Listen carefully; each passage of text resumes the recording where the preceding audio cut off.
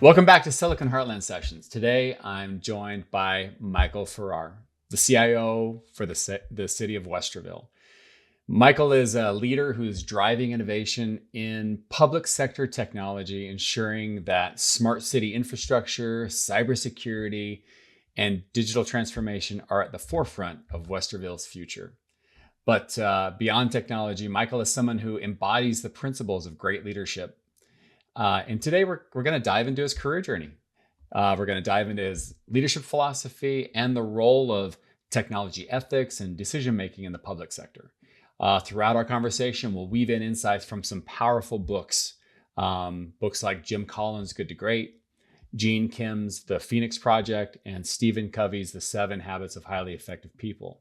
And of course, we'll talk about Michael's theme song, Running Down a Dream by Tom Petty. Michael, welcome to the show. Thanks, Sean. It's an absolute pleasure to be here, and I got to say, I feel honored. I really do because I've been listening to the podcast since you started them, and you've had Thank some you. pretty amazing people. So I'm honored to be part of that group. So thank you, thank Well, you. well, thank you. Thank you. It really is an honor to have you on the show, man. I tell you what, before we jump in though, let's start with something fun. So let's talk a little bit about your theme song. So when I asked you, hey, what do you think what would your theme song be? You said "Running Down a Dream" by Tom Petty, and great tune, man. Like especially it's one of those songs I love hearing, like especially like in the gym. Yeah. It's one of the yeah, it's one of those songs that it has it talks about things like persistence and ambition and like chasing something bigger than yourself. I'm just curious, why did you choose the song and how does it reflect your journey? But it was there's two reasons really that I chose that, Sean. One, when I look back at my life, my dad was a huge Tom Petty fan, and this was his song. He loved it. When you get to the end, the whole guitar, he's air guitaring it, and I'm doing it with him in the car, as a kid and stuff. And That's throughout my whole awesome. life, I always had this song running in the back of my, playing in the background all the time Hmm. because it's a thing my dad loved to listen to, and we would listen to it. And when I'd hear it, it'd remind me of him. And so as I was going through stuff. But when you really listen to it, I know that there was the Tom's, real reason was about him and life on the road and and trying to do his career. But it's that idea, this refusal to yield or surrender Hmm. in the face of any challenges. Yeah. They talk about, hey, it's a beautiful day, driving with the top down, and then like, oh, the last 3 days the rain was unstoppable. It's about life that you're going to get thrown curveballs. You're going to have challenges that are going to be put to you, but you got to keep driving. You got to push through. Sometimes you got to put the pedal down to get down the road and try and beat something, or Yeah. you need to slow down.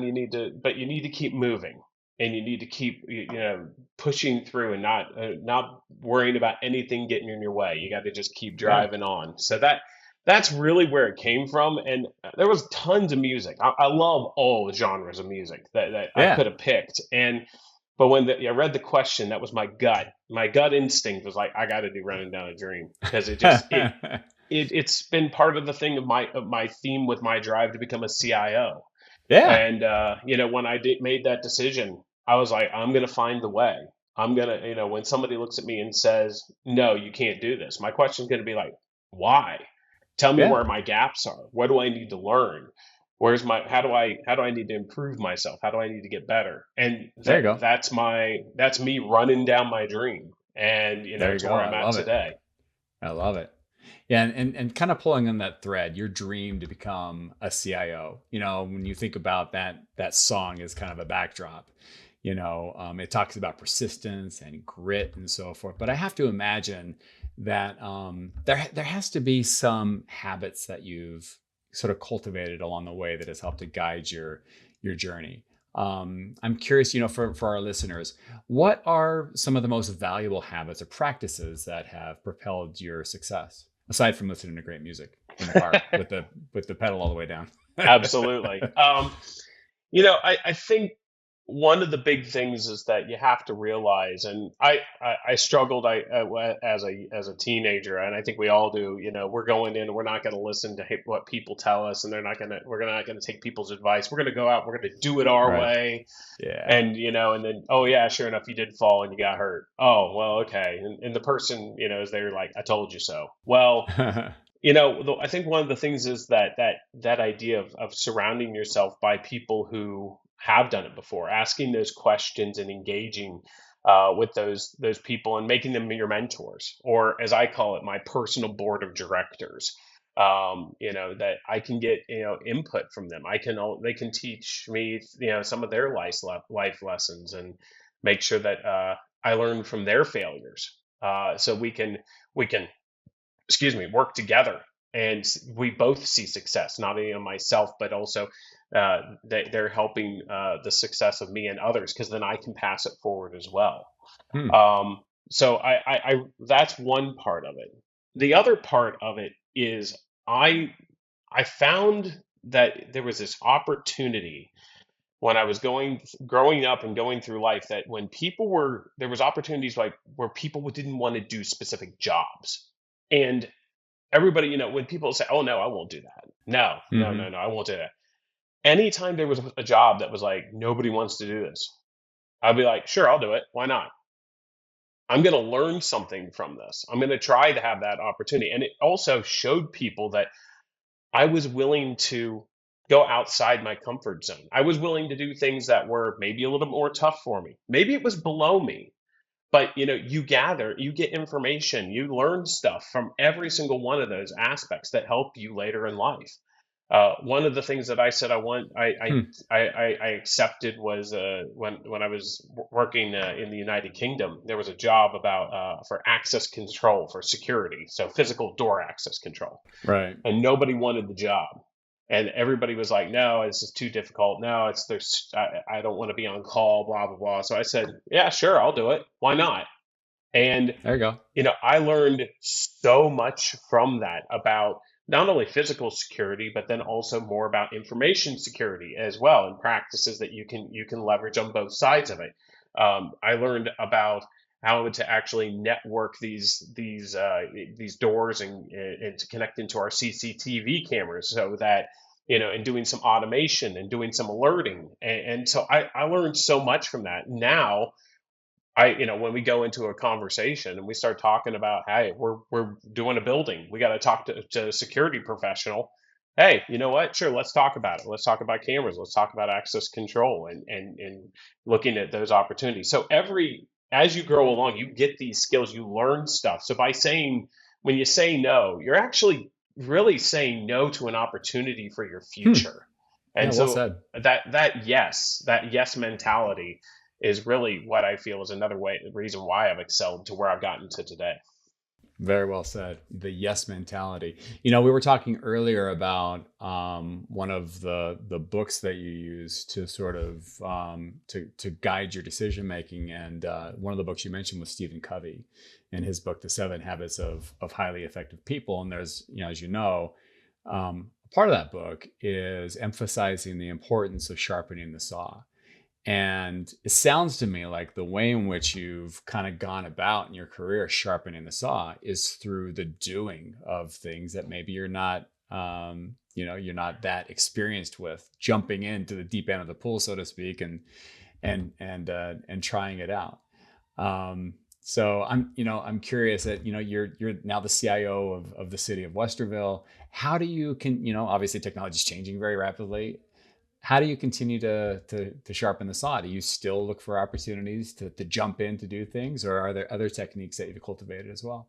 Yeah, that's a great question, because now one of the big decisions going into management, because I'm an old infrastructure guy. I was Hmm. an admin. I was doing networking and all that stuff all the time. But when I made the decision to move over to going the management route, that that's when I had to realize I had to let go of things. So, but I still try and get involved. I still try and uh, I don't know, play around with some technology, and I ask my Yeah. team to make me a beta tester for things. And Okay. I always call it Cool. eating my own dog food, because if I'm going to take it out and put it in front of everybody, then it better be, kid tested, mother approved, and hey, Mike, if Mikey's liking it, then hey, we're good to go. Life cereal. Mikey likes it. But you know, it, I think that that's one thing, is you always have to keep your skills sharp, and you have to be able Yeah. to look into, and I know I'm going to use the buzzword generative AI. You got to be able to log in and understand how to use it, understanding what a good prompt looks like and what the persona is, and what, getting the right prompting so that you can use it effectively. Because at the end of the day, people are looking at me as the CIO. They're expecting me to be the subject matter expert of all technology, Yep. and Very so I true. have to have a good high level understanding of everything. So I try and play around with it when I have the opportunity. The other ways I do it is I like to engage heavily in the community. So not only, Yes, you do. I do stuff through Tech Life Columbus and through Ohio X, and we go, and even uh, CDO Magazine out of Cincinnati, Yeah. and I surround myself with technology experts and people who are much smarter than me, because, and I feel like if I'm the smartest person in the room, I'm probably in the wrong room if I'm trying to learn.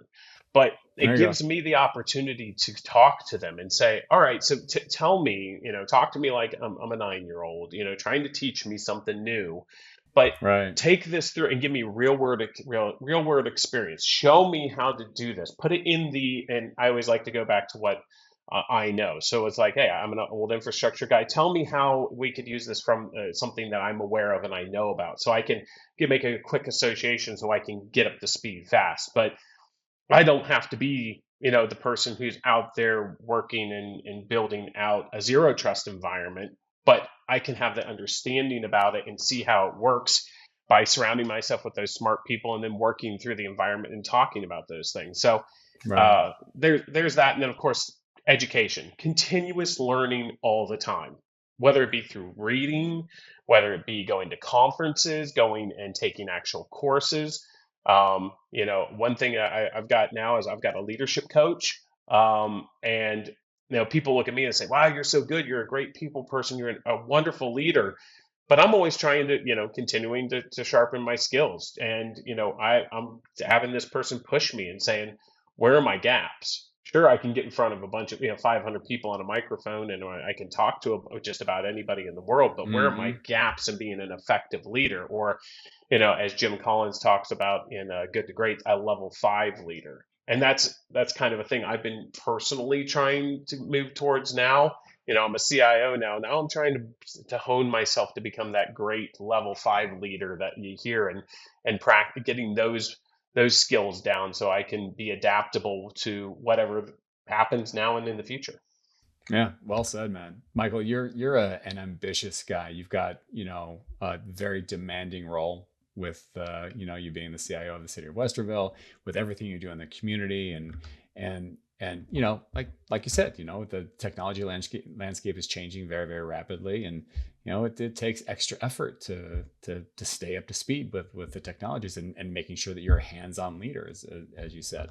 Um, how do you maintain like a work life balance? Are there habits or strategies that you use to help you avoid burnout while maintaining high performance? It's a difficult balance. It Yeah. really is. But tried to compartmentalize my life into different things. So, I'm a CIO. I'm also a community leader. I'm a father of 2 boys. I'm a husband. I'm the son of aging parents. I've got lots of different things. I got a hobby. I love to bowl, and what I do is I go and actually segment those pieces out. I chunk those out and I say, at this time, I am dedicating my time to these individuals and these people, and I'm going to be present. So when I'm with my boys, don't have the phone with me. Not worried about any email, not worried about anything. If it's an urgent thing, they'll call. and I can Hmm. answer the phone then. But I'm not, looking at updating a status on LinkedIn, or checking, liking something on a Facebook or something like that, or wishing somebody a happy birthday. I'm focusing and dedicating my time there, and that takes a lot of discipline to do it. But you also have to surround yourself with people and explain that through clear, open, transparent communication. This is what I'm doing, and this is important to me. I need to do this not only for my own personal mental health, but also the mental health of my family members, my kids, the people who rely on me. So when I am sitting and talking to the tech community, or I'm mentoring maybe somebody, they have my full undivided attention. And, you know, it, we're always going to get emails. We're always going to get voicemails. There's always going to be that instant message. There's always going to be Yep. that chat. There's always going to be something that's going to be coming at you. And we are being communicated with at levels that we've never seen, and it's going to get even So true. more intrusive into our lives. So you have to be very, very intentional with your time, and you have to say, I am leaving at 5 o'clock today, and I am going to go home and see my family. And then after I see my family and my kids are to bed, and maybe my wife has gone to bed or something, I'm going to go ahead and I'm going to sit down and I'm going to maybe work a little bit more, or I'll go to Hmm. bed and I'll get up earlier before everybody else, and I'll focus some time on something else. But the minute my kids wake up, boom.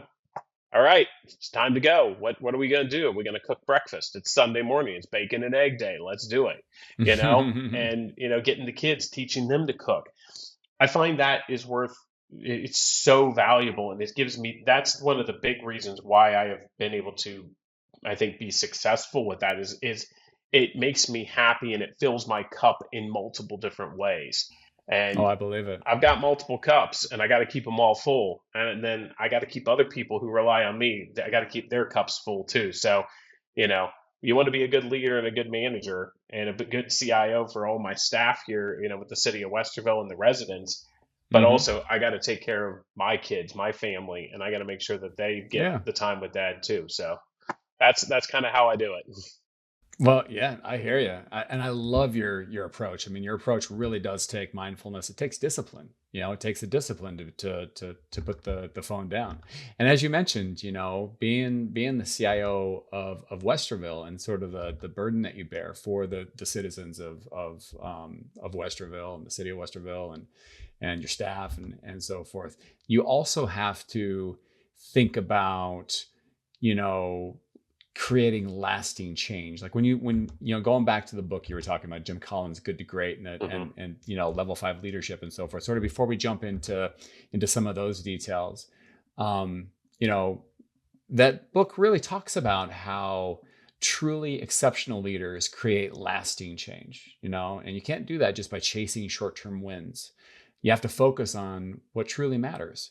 So, like, when you look at your own career journey, what have been the defining moments that have helped to shape your leadership approach? Um, I think the big thing is, I had uh, a very sharp experience, that it was left me a really bitter taste in my mouth when I was younger. Really? Okay. It's 2001, 2002. I'm living in downtown Columbus, and I'm working for Gap Inc. Direct on the south side of town, and I'm Hmm. working in their infrastructure team, and I'm helping support the data center operations and day-to-day stuff. And a managerial role came open, and I went and I was qualified. I was like, I could Hmm. totally do this. I applied for the role. I interviewed. I thought I did a really, really good job. Hmm. And then it came down, and they said, "Look, Michael, we appreciate you applying. We think you were an excellent candidate. Unfortunately, one of the things that was a criteria was having a degree. And although you had really Hmm. great experience in working in technology, we really want our management team to have a degree. So unfortunately, you're not going to get the job." And I was like, "Well, okay, that's fine. I get it. I'll have to get a degree." Well, the next thing they said was, "Yeah, so the new person's going to be starting on this day, so we need you to train them." Oh, really? Okay. So I'm not good enough to be the manager, but I'm good enough to train my new manager. Right. Um, And that really, that was a defining moment in my life. And I said, I want to make sure that I set myself up for success. And I've seen it in, family and friends, and that people who stay complacent and they do like their job and they do it up until, maybe they're back in the day they were going for that 50 or that gold watch in the retirement from the organization saying thank you so much. You have to continuously plan, and challenge yourself to be the best you can be and set yourself up for success. So I went on to, after that, I went to go get a degree, and I got a dual degree in business management and management information systems. And Mm-hmm. after that, I then went and I got my master's in business administration in England. And I went and I said to myself, I am going to give myself the credentials to be successful no matter wherever I want to go, whether Right. that's running a gas station to being CIO to starting my own business. I wanted to give Yeah. myself all the skill sets available to do that. So I continued to keep investing in myself.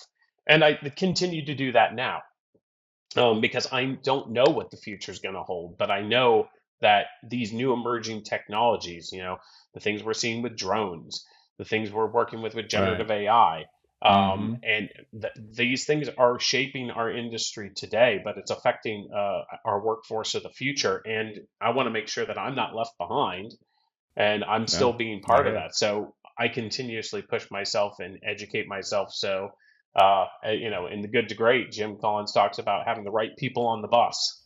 And There you go. Yeah. maybe I'm driving the bus. I'm the leader right now. But the next organization, I'm going to be in a key strategic position on the bus to maybe operate something. But I want to give myself the skill sets to be successful with that. So, I can be adaptable and I can go anywhere and continue to grow my skill sets in my career. Yeah. That's well said. You mentioned, this whole concept of getting the right people on the bus. How do you build high performing teams, and like what qualities do you look for in great talent and those folks that you want on the bus? You know, I think the biggest thing is having a great personality and a willingness to learn, a willingness to try things, being honest and open, willing to try something, willing to fail. Failure, in our industry is a big thing. um, making sure that we're failing, but also we're making sure we're not making the same mistakes again. And Hmm. accepting and embracing that failure. And having people. The one thing I like to do is tell people like, hey, I understand that you're a human. You're working with me and you're doing a job as a full stack engineer or a project manager, but you're human. You've got family, you've got people that rely on you, and sometimes you have to pivot on that. And Right. making a job human and letting them know that they have my support for them to be a human, be a person who has all these additional responsibilities. So by building that relationship, then people know that I'm building trust with them and I'm giving them, I'm supporting them in their opportunities in their role. I find that I end up getting a lot more out of people than anybody who just sits there and is like a taskmaster and says, "Here's your Sure. goals, Sure. do this, do this." I'm like, we're going to get there. And working in IT, when people aren't doing their job because the phones are calling, people are saying, "Hey, this isn't getting done." It's technology. It affects people, their day to day business every day and how they operate. By working with them and building that trust, Hmm. and saying you're going to have awesome days, you're going to have bad days, and it's okay. We're going to Right. put people around you. I'm going to support you, and Right. continuing to invest in them. So when I'm having a bad day, they can sympathize with me and they can look at how they can help and support me as well on top of their other workload. And it's a very reciprocal relationship that we end up building. That's great. That's great. It sounds to me like, one of the values that you hold dear is, your willingness to try new things and to give yourself the ability to fail so that then you can learn. And we were talking earlier about the Phoenix Project, Mm. and within the context of that book and in the framework, failure isn't seen like as a disaster; it's seen as a learning opportunity.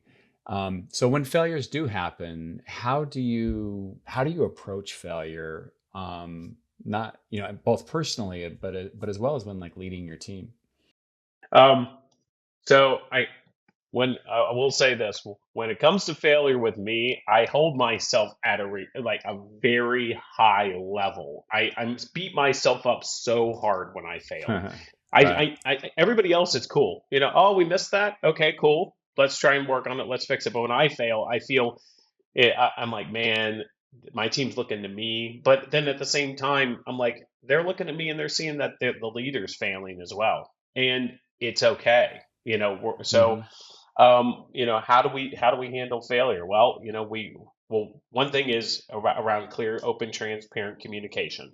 And so when we fail, immediately that triggers the hey, we got to get everybody around the table. We got to Hmm. get on the phone, explain what's happening, and then we get all the people that are there working on on whatever it is together, and we work on a backup plan, or we implement the backup plan that we had already prepared. Trying to think of different scenarios. If this doesn't work, what's going to happen? Doing lots of Right. good testing. But when it happens, we work on it. And I say to the team, all right, you guys work on fixing on this, do this, give me regular updates. I'm going to go out and work on the communication part. And if people are calling, have them direct them to me. So I'm trying to redirect and kind of, if you will, take the arrows for the team so that they're Right. going and they're still focusing to get what needs to be done and resolved. I'm working on the communication piece, and then we get things done quicker and faster because they're allowed to have that focused time. And when we get done, we go and we have a debrief. After it's all Yeah. said and done, we really postmortem that incident and we create a lessons learned. And I tell everybody it's cool to fail once, but if we're failing again and again and again doing the same thing, Hmm.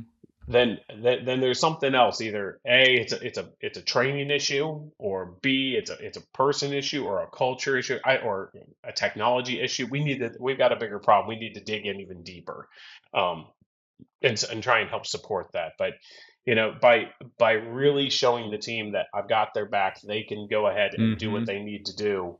That's how I help support that failure. Um, and myself, I try and put that best practice in with when I fail. But I do try and plan out as well. So what is the worst case scenario? So when I communicate to my boss that something's happened, we've done this, but these are the steps I'm going to do to correct this, or mitigate what's happened, so that it creates trust that, hey, okay, we realized it, we know what the situation is, but we're going to fix it, and we're not going to do it again. Right.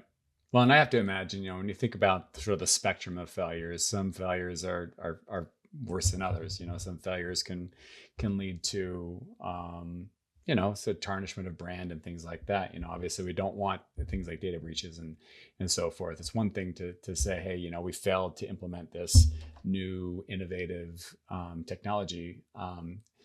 And but I have to imagine, like in your role leading technology for the city of Westerville, it's got to involve making high stake decisions, and some of those decisions can have when the stakes are high, then the cost of failure goes up as well.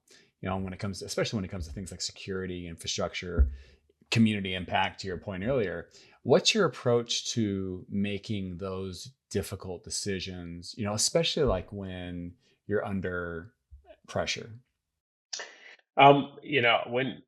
When there's the opportunity to plan ahead and look for those kind of doomsday scenarios, run through them and tabletop exercises. Look at our practices, look at our policies on a regular basis, and making sure that they're up to date and they're still accurate. So if we do have that situation happen, or that doomsday scenario, whether it be a cyber issue or a fiber cut, on the core backbone of our city fiber. we've got that, and it's muscle memory. So we've practiced it all the time, and we just start doing because we know exactly what we should be doing, and we know we're doing the right thing. Hmm. Um, the other thing is to keep calm. Yeah. Getting angry and getting upset, it never helps the situation at all. Right. It puts people off. You know, nobody ever. I don't think anybody maliciously intends for any of this stuff to happen. Yeah. Somebody clicks on the phishing link, or maybe that's kicks off a ransomware. Nobody ever means for it to happen. Nobody's actively Right. not sitting here today going, "I'm going to wake up today and I'm going to create a ransomware like situation I at sure my hope work." not. Yeah, I Right. agree. Don't want to speak for everybody, but everybody has good intentions, but we're also moving so quickly that you know accidents happen, and we have to realize that we are human, and we are going to have accidents happen, so we make mistakes. So being like, okay, it's no problem, give me the facts, what happened.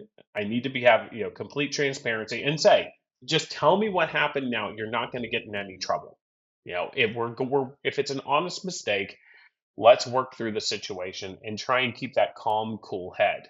Now, Right. in my internally, I can be going like, what is going on? How is this even happening? We practice this so much, but at the same time, saying all those words, saying those things is not going to make anybody feel any better, and it's going to be counterproductive to the work. So knowing that we're working an issue and they have the support of me, and it keeps the other team members calm as well. And when Hmm. when things do get fired up, if people have a little bit of conflict, it's bringing them away from the team, calming that situation down, and saying, whatever it is, leave it at the table. We're working this situation now. And if you can't work together, then work separately.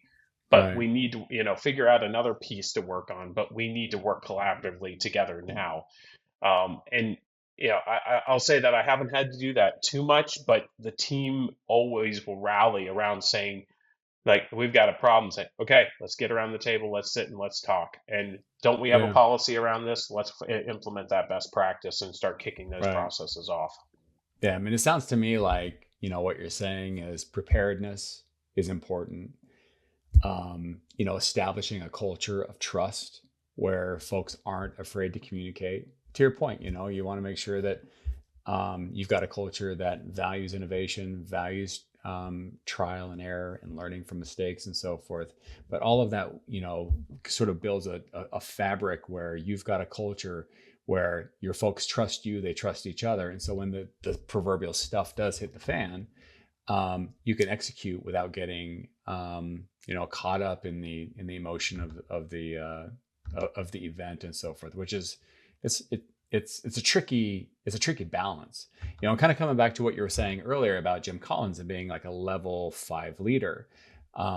These are leaders that balance their professional will with humility Hmm. and focusing on things like long-term success rather than just rather than like your personal ambitions and so forth. So when you think about becoming that leader, what are the things that that you're doing to aspire to being that kind of a leader, and where do you see your deficiencies? Well, the one of the big things is trying not to be one of these people that thrive on glory. Hmm. We're out, we're doing the best job we can every day. And we if we're doing good work, 9 times out of 10, you're not going to hear a good job or a pat on the back or anything. But I've worked to the point where I know I'm doing a good job because, one, I'm making decisions and driving forward against our policies and our strategic visions and aligning things there. I'm making sure that I'm following all the ethics that I have personally myself, making sure that I'm making good ethical decisions.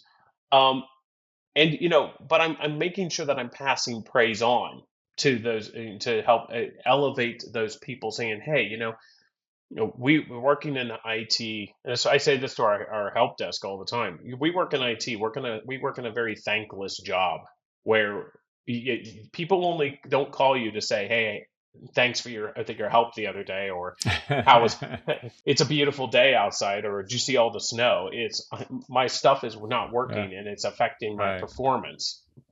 So you don't always get the thank yous, but telling my, when I hear the praise, it's also saying, hey, I'm really thank you for the feedback. I'm going to pass that on to the team because the team's doing the real work. They're the ones doing the hard initiatives and making the team aware that no, that hey, you guys are making this impact, and we're hearing that. There are some leaders who will say, we'll take that on and saying, well, obviously it's because of my leadership. Well, it's not that. It's you've got great people working with you who Hmm. believe in what your leadership is, but they're working to deliver excellence because they want to make the right decisions. They want to make us better, and we want everything the team and the whole entire department to be reflected as a trusted partner with the business. So by elevating them and passing it on, that's how I get that gives me my happiness, knowing that Yeah. I'm able to get that person to feel happy and that smile. Because in public sector, I can't give bonuses. I can't, we have performance based, based salaries that are reviewed every year annually. Right. And Yep. Yep. I can't turn around and say, hey, congratulations, we had a great quarter. Here's an extra 10 grand, where some private sectors can. Um, Hmm. so, you work and you say, hey, we had an awesome month. We were able to close so many calls. Let's all go out for pizza, and I'll buy Yeah. some pizza. We'll hang out. Hmm. We'll have some fun. We'll go do some after work events and just chat about family and friends and have a little bit of fun. Yeah. I Um, love it. it goes, I'll tell you what, I feel like that goes a lot further than if you were to give everybody, hey, here's 10 grand, because it's very short instantaneous gratification. And then if you never go back and say, hey, good work or anything, and it's just only when you get those bonuses, then I don't feel you're working in a really great culture. Hmm. I would agree. I would agree. I have to imagine that, you're the kind of person that, legacy is important to you. And I know this not just, from knowing you as a friend and knowing you as the CIO of the city of Westerville and so forth, but you're also incredibly involved in the community and like with the next generation and so forth. And when I think about legacy, it's not just about what you accomplish. It's really about what you leave behind for Mm. the next generation. What do you hope that your leadership legacy will be, and how are you working to ensure that your impact lasts? You know, I'm I just want people, if they ever talk about me, to say, he came in and he left the place better than what it was when he got there. Um, I love the Columbus community. It is like no other place in the world. And Yeah. I lived in England for 10 years. I traveled through different cultures. I lived in different various large cities here across the United States. And, you know, Columbus is special in the sense that Columbus wants Columbus to win. And it's even Mm-hmm. grown into Ohio, really. Ohio wants Ohio to win. And it's by that idea of passing it on and not asking for anything, paying it forward and never asking for Mm-hmm. anything back. You know, I love it. Having access to awesome, amazing leaders. Like you had the Godfather on recently, Angelo Mazzacco, and Mm-hmm. he sat down and he goes, I like I like you, I like what you're trying to do. I want to help you. And and I said to when I had it finally got an opportunity, and I came to him and said, "Thank you so much. What can I do for you?" He's just like, "Hey, pass it on." There you go, man. Ben Blankera and Steve Greeter, other two awesome people here in the community, same thing. They're out continuously passing it on and giving people the opportunities that they maybe didn't have or they struggled to get, and trying to break down those barriers to entry. So there is no reason why anybody should be failing. Everybody should be succeeding, because we're create a culture of success, and Mm-hmm. creating this opportunity where you can go get mentorship opportunities from the CIO of Grange, or of Nationwide Insurance, or um, of a municipality. You have access to everybody, and all you have to do is ask the question, Very true. how can I get involved? Or do you know this person? Or what kind of things do you see coming up, and who should I be talking to? And the Hmm. community will bend over backwards to do it, and without any any feedback, any kind of Without kickbacks, hesitation. any hesitation, anything. It just happens. It's a beautiful thing, and it truly doesn't happen anywhere else. Yeah, and we often say that our superpower here in the Silicon Heartland is our collaboration. The fact that we work to lift each other up and help each other out. I would say that when you couple that with the tremendous skills that we have here from a tech perspective, and the amazing innovations that are happening here in Central Ohio, we're really lucky to be a part of this community. And And part of the reason why those awesome yeah, opportunities and technologies, and the reason why, yeah, Intel is building a chip plant here is right, because of that. They've got access to the top talent and resources. And yeah, so that's why businesses want to be here, and that's why you see the Andurils and the Hondas, and we've got Vertiv's world headquarters right here in Westerville. I mean, they want to be here because they know they have access to the right people. They can bring very the true. technology, and the people are going to be here to support it. So it's a great ecosystem. I would agree. I would agree. It's a great ecosystem for tech in particular. Oh yeah. And when you think about tech and just how rapidly it's evolving, I have to imagine, like, especially in government, like with things like smart city innovation and so forth, it's got to be a really exciting place to be. What excites you most about the future of tech? I think the whole idea, growing up as a kid, there was that cartoon, The Jetsons, and that was so cool that you just George hopped in a plane, this flying car, and he landed, and then it folded up into a briefcase. You know, Right, right.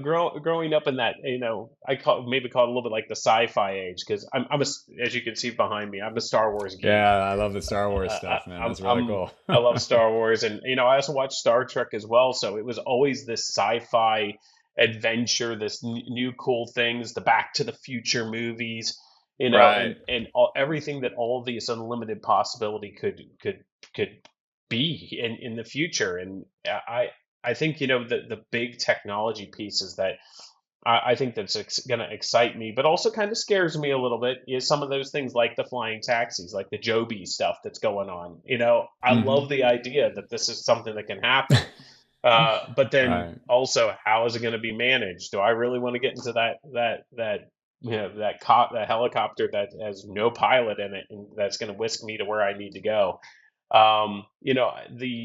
There's interesting things. I think that we're going to see a lot of the service industry relying more on tech, with the Hmm. drones and but I th- and people worry that these are going to take away jobs, but I think it's actually not going to. It creates more opportunities than it actually than it takes away. Yeah, It I gives agree. people that opportunity to reskill and even give themselves a better quality of life, because these aren't low paying jobs. There's Hmm. even high schools now that are giving whether the pilot's license for drones right out of high school. It's a part of their Yeah, program, and that's an immediate like $70,000 a year. And I'm it's thinking to awesome. myself, man, I was just happy to be making like 30,000 just getting out of school, and just Right. doing some a help desk for dial up internet back There in you the go, day. man. But these technologies are really, the whole idea behind it is to make life better and give us better quality of life, and help us stay connected to one another. Yeah, So yeah, I I would think agree. I think that those kind of Jetson-esque, those the idea of we're already using like talking to a computer when you sit there and you say, like, hey Alexa, we're already doing those things today that was just all sci-fi before. So I Very think true. it's always interesting to see what that next level thing, and I can't Hmm. wait to walk into the to a store and be able to buy a hoverboard. So Yeah, you and me both. Back to the Future style. Yeah, That sounds like fun. I'll break my neck, but I'll still enjoy it because I've always wanted one, right? Well, along those lines, I mean, this idea that you could break your neck on a hoverboard or something like that, like, relative to the technologies that you're working with today and new advancements and so forth, are there, like, risks out there that people aren't talking about enough? You know, I think there are with let's talk about smart cities, for example. Yeah. When when you're looking at smart cities, you're trying to use technology to enhance the quality of life of people who live in the community, and maybe that technology is by providing connected intersections so that Mm-hmm. better flow of traffic.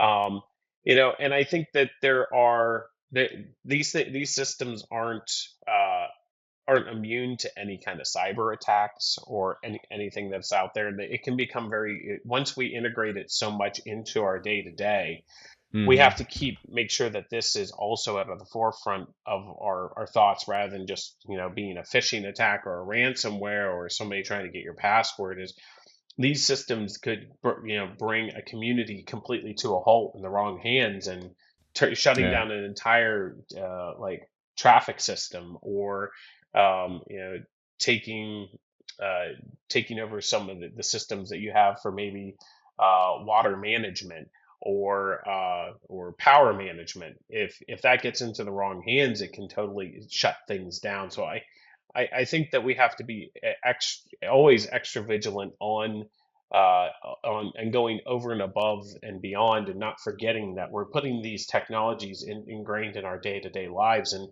IoT devices in your own house now. We have to make people put Right. them in a smart thermostat, a Ring doorbell.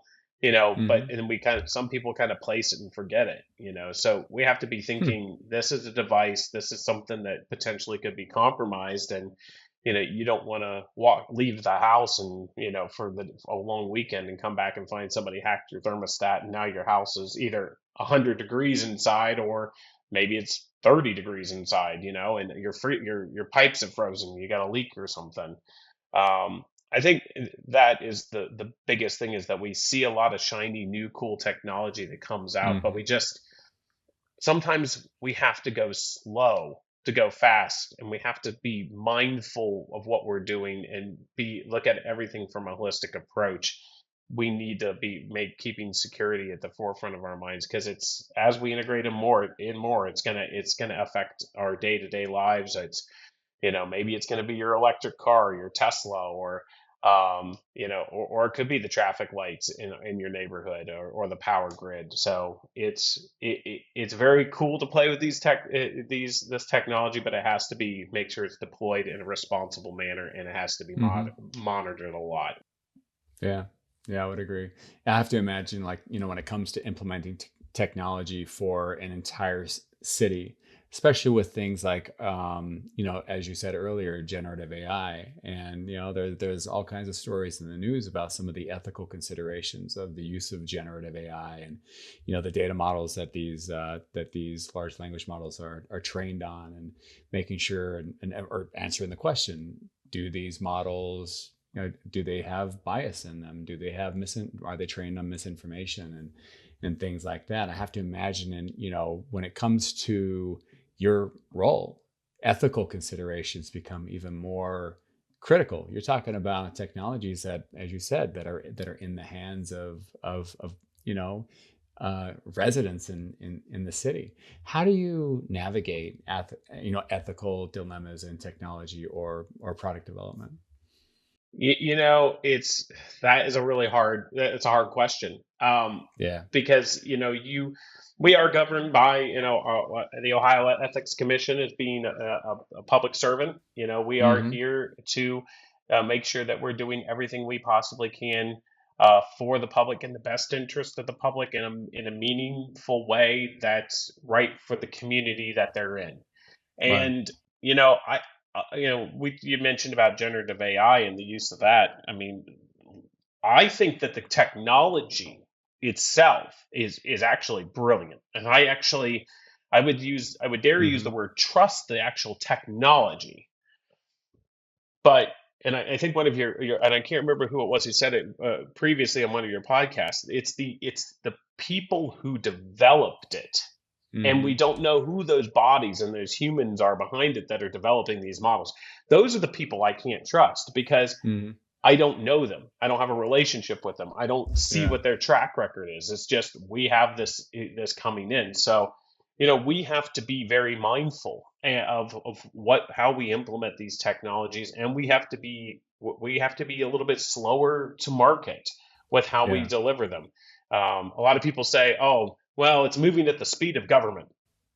So okay, yes, it is slower, but at the same time, we're using taxpayer dollars to implement some of these newer technologies that some of them they can, a consumer could or a private entity can go out and maybe buy something off the shelf today, and there's limited. Maybe it's less impactful to them because it's a smaller customer base, Right. Right. or it's Right. only affecting their specific home as a resident. But when I've got 40,000 residents looking to us to make sure that we're implementing to best practices in technology and we're doing it in an ethical way, we have to put a lot of time and effort into making sure we're collaborating. We have excellent governance.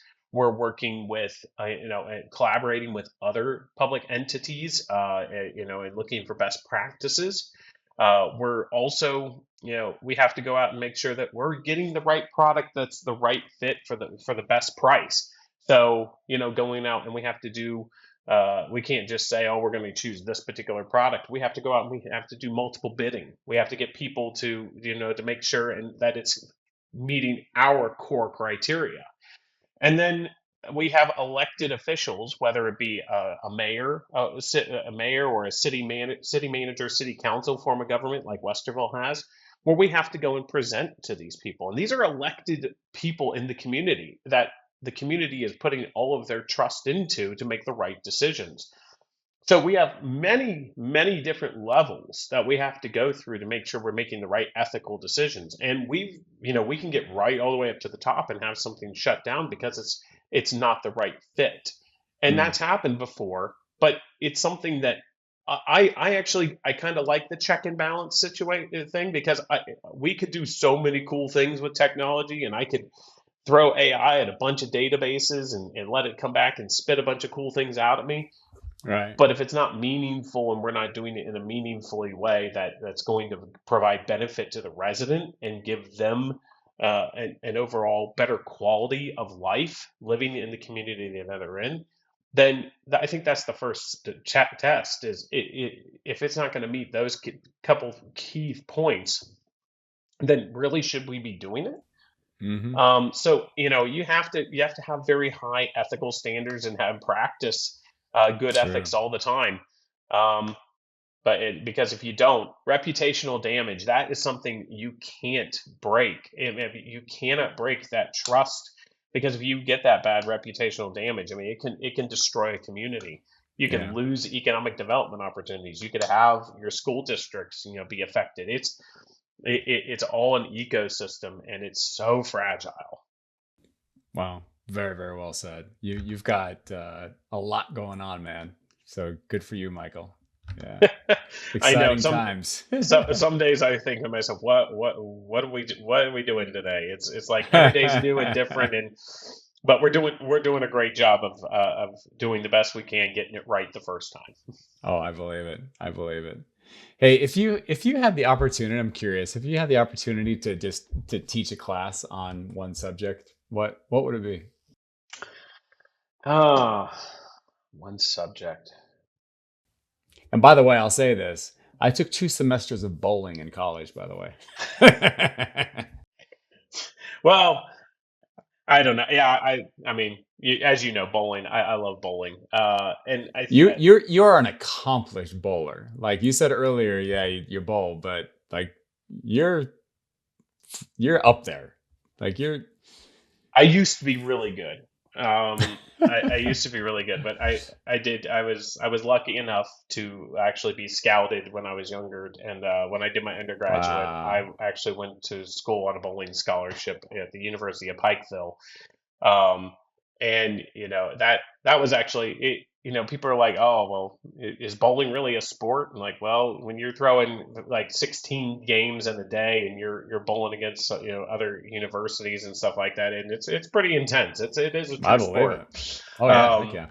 but yeah, so I mean, I think the one class or a subject I think I'd like to really to teach and really engage with people on is this idea of being collaborative and having a sense of community. Um, being building connections, building relationships, and talking about how the importance of that and how to leverage that. And the reason I think that it's some people are probably like, oh, there's all these things you could potentially teach on, talk about, but this, I feel like society is kind of distancing itself more with phones and social media, and Yeah. it's crazy. I'm still blown away when I walk into a restaurant and I see an entire family come down, sit down at the dinner table at a restaurant, and they all have a device in their hand, and nobody says a word, nobody talks, they just are on their device.